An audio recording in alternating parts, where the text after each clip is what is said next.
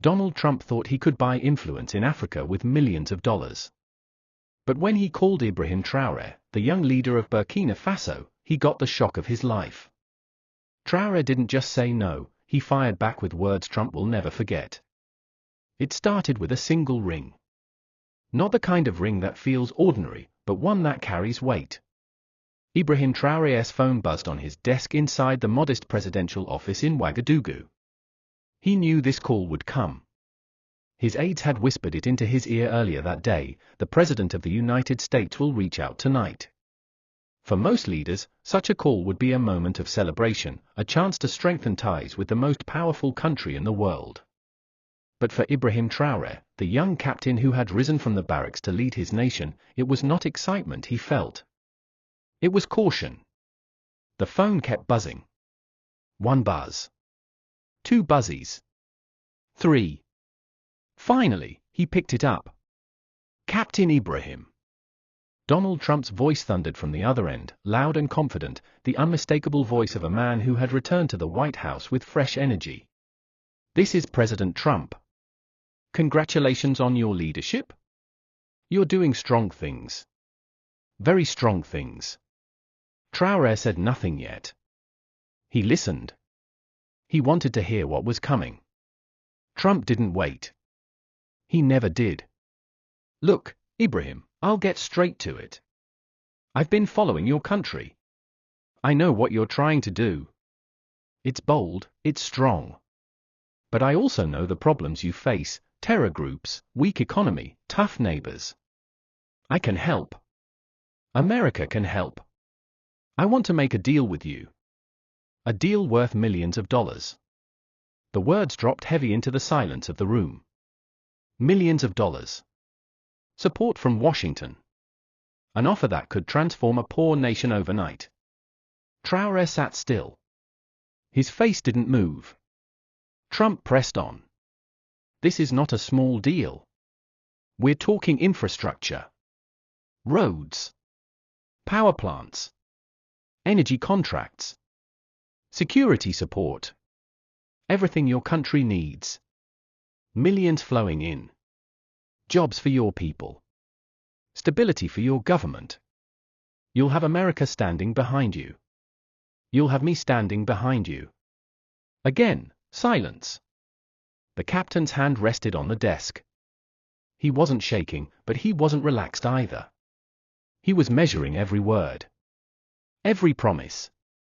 Every trap hidden inside the voice of the most powerful man on earth. Trump chuckled lightly, then lowered his voice, trying to sound persuasive. "Ibrahim, let me tell you something. I've made deals all my life. I know when something is good. And this is very good.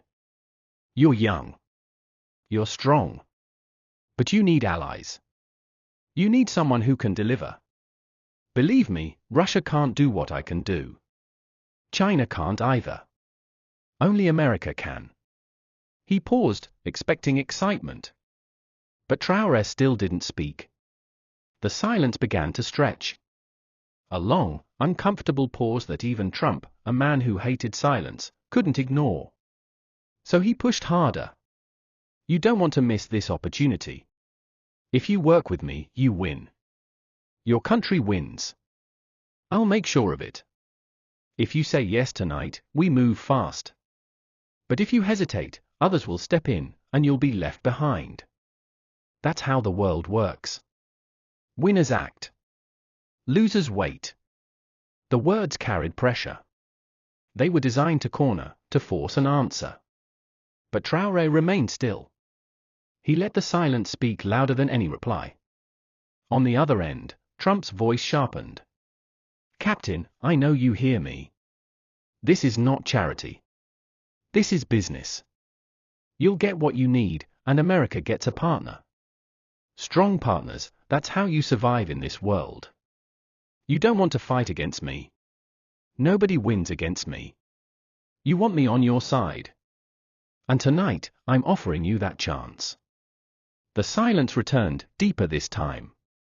Seconds passed like minutes. Trump's breathing grew heavier, the impatience creeping through the line. He was a man used to quick deals, used to leaders bending at the sound of America's offer. But here, nothing. Finally, Traoré spoke. Slowly. Calmly. "Mr. President," he said, his tone firm but steady. "I hear your words. I hear your promises. And I hear your millions." He stopped. He allowed the pause to cut through the air, long enough to force Trump to lean closer to the phone. But, Traoré continued, "I also hear something else. I hear the sound of a chain being offered. And I do not wear chains." The line went quiet. For once, Trump had no immediate reply. Traoré didn't add more. He didn't rush. He let the weight of his words settle into the silence, leaving the President of the United States hanging on the edge, uncertain of what would come next. And in that moment, it was clear, this would not be the easy deal Trump expected. The silence on the line was heavy. For the first time since the call began, Donald Trump did not rush to speak. The words of Ibrahim Traoré, "I hear the sound of a chain being offered. And I do not wear chains," had landed sharper than expected. Trump cleared his throat. His voice returned, but it was no longer the same booming confidence. Now, there was a hint of irritation. "Captain, let's not make this complicated. This is business. This is opportunity. Don't read too much into it. I'm offering you a deal that leaders around the world would fight to get. Millions, Ibrahim. Real millions. This can change everything for you." Traoré did not answer immediately. He sat in silence again, watching the shadows on the wall of his office. He had learned something important from the call already. Trump hated silence. Trump thrived on quick replies, on fast deals.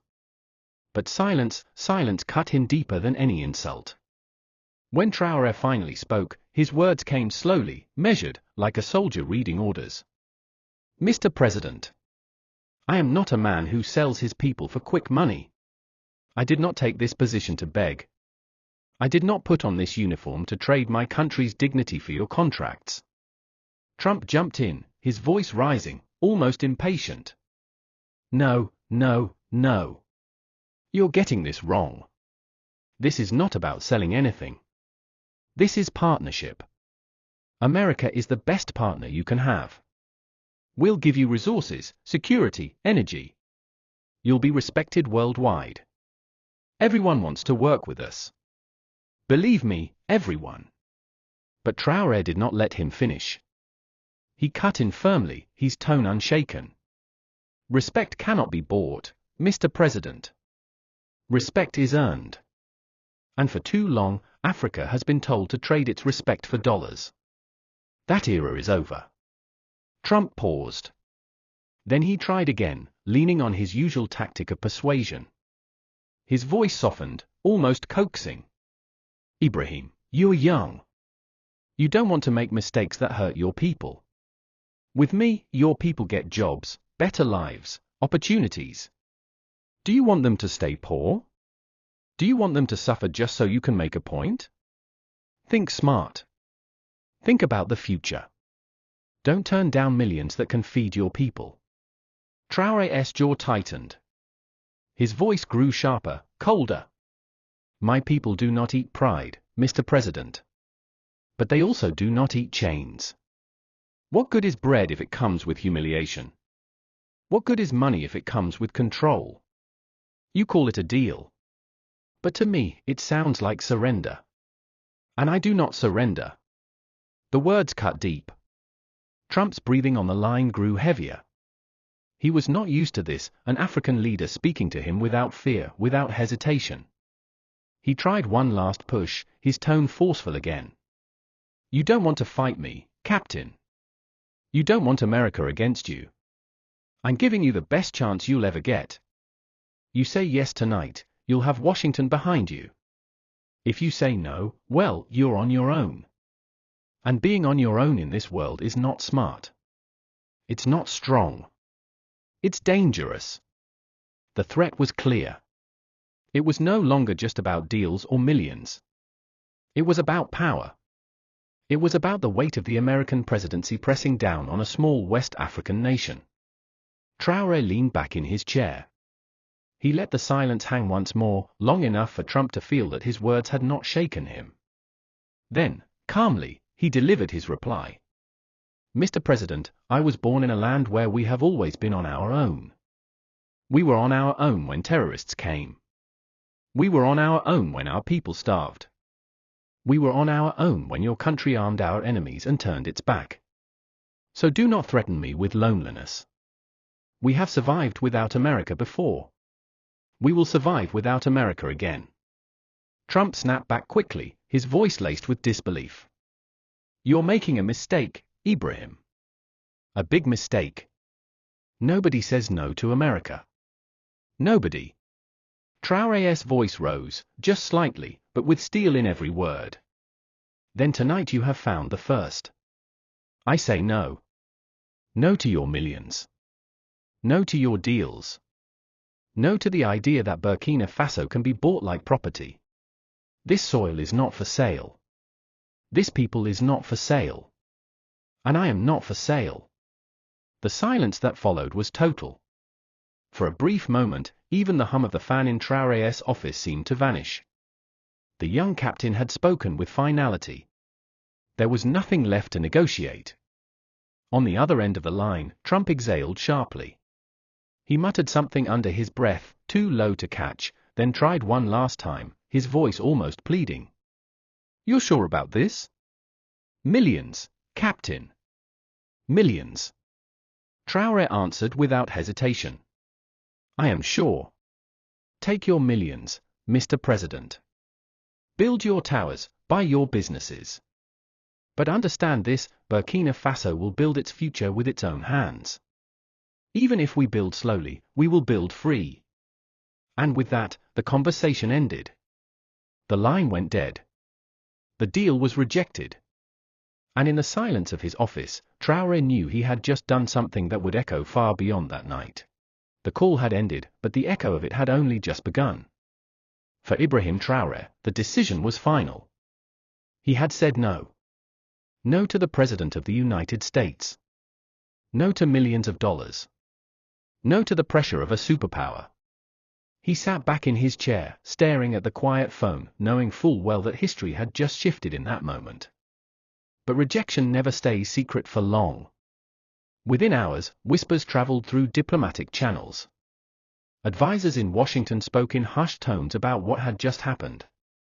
The president had reached out directly, had offered millions, and had been turned down flat. To some, it was unbelievable. To others, it was insulting. Trump, a man who prided himself on sealing deals, had faced one of the sharpest rejections of his political career. In the White House, his frustration showed. He paced. He spoke to his aides. He called it foolish. He said, nobody walks away from America like that. Nobody. Yet deep inside, he knew the truth, Traoré had walked away. Calmly. Without fear. Without apology. And outside the walls of power, the story began to spread. First, it leaked through African networks, then across social media. Posts and messages flew across phones in Ouagadougou, Accra, Lagos, Johannesburg. One simple line became the headline everywhere: Traoré rejects Trump's millions. For young Africans, it was more than news. It was a spark. In the streets of Burkina Faso, groups of students spoke about it with pride. They repeated Traoré's words, "This soil is not for sale. This people is not for sale." They carried those words like a new anthem. To them, this was not just politics. It was proof that an African leader could stand up, could look America in the eye, and say no. In other African countries, the reaction was similar. Some called him reckless. Some called him brave. But nobody ignored him. Leaders who had long bowed to foreign deals suddenly felt the weight of comparison. Could they say no the way Traoré had? Could they refuse millions for the sake of dignity? The question lingered in every capital. Back in Washington, analysts tried to spin the rejection. Some argued that Traoré would regret it. that sooner or later, he would have to come back to America for support. But others saw something else, a shifting tide. Africa's younger leaders were no longer desperate for Western approval. They were ready to chart their own path, even if it meant losing powerful allies. Trump himself did not stay quiet. In a later press briefing, he brushed off the story. He called Traoré a young man who doesn't understand business. He said, "Someday he'll learn." Everybody learns. But behind the public words, his frustration was clear. For a man who built his image on winning, this was a rare loss, and it had come from one of the youngest leaders in the world. Meanwhile, in Ouagadougou, Traoré's decision transformed his image overnight. He was already seen as a soldier who had stepped in to defend his country. But now, he was something more. He was the leader who said no when everyone expected him to say yes. He was the man who chose sovereignty over millions. And that image traveled far. Across Africa, young people shared his quotes online, making videos, creating posters, praising his courage. To them, Traoré was not just a president. He was a symbol of resistance, a symbol of pride, a reminder that Africa could not always be bought. Of course, the risks were real. America was not used to rejection. Pressure could come. Sanctions, diplomatic isolation, hidden retaliation. Traoré knew all this. He knew that saying no to Washington was never without cost. But he also knew something deeper, the respect of his people was worth more than any deal, more than any dollar. And so, the story of the call did not end with silence. It grew louder. It became a conversation across Africa, a warning in Washington, and a lesson for the world. One call. One rejection. One leader refusing to bend. And with that, Ibrahim Traoré had written himself into history, not with money, not with compromise, but with a single word that echoed far beyond Burkina Faso's borders.